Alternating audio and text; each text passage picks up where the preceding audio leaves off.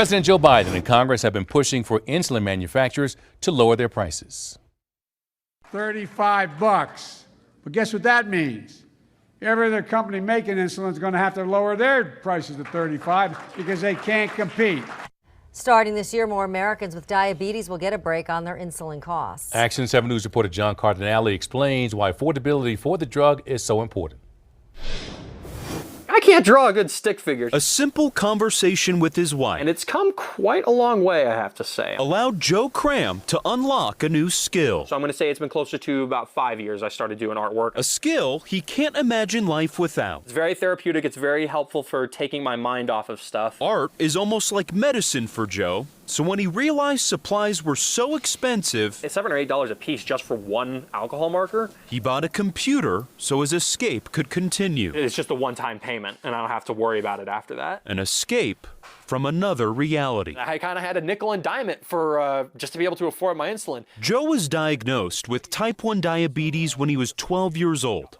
And the price of insulin hasn't always been affordable. I mean, I was really nickel and diming it. Like, I pawned off some of my stuff to be able to make rent. Joe is not alone. Over 8 million people rely on insulin, and 1 in 4 of those individuals can't afford their insulin on a regular basis. And if people like Joe aren't taking insulin because they can't afford it, it can be deadly. Type 1s are absolutely dependent on insulin. It is essential for life. According to a study by the American Diabetes Association, people with type 1 diabetes need on average 2 to 3 vials of insulin a month.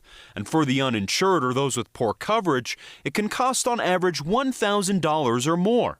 But there's some good news. Companies will benefit from being better stewards of their medications. Starting this new year, 3 major insulin drug makers, Sanofi, Novo Nordisk, and Eli Lilly, have created $35 price caps for insulin or have created discounted programs that drops the insulin prices to $35 for the insured and uninsured. It is in the best interest of these larger corporations that are manufacturing insulins to have a price point that is fair and equal, but they are going to benefit as well by getting consumers to be attracted more to their company. Insulin consumers like Joe. In this easing of our financial burdens, there's blessings to be found. Blessings in how far diabetes research has come. We're a lot better off than we would have been like 50 years ago. As managing diabetes is not a science. No matter how inconsistent my body reacts to this illness that I have, it's an art. This is still going to be waiting for me. I'm John Cardinale reporting. Insulin does not belong to me, it belongs to the world. KOAT,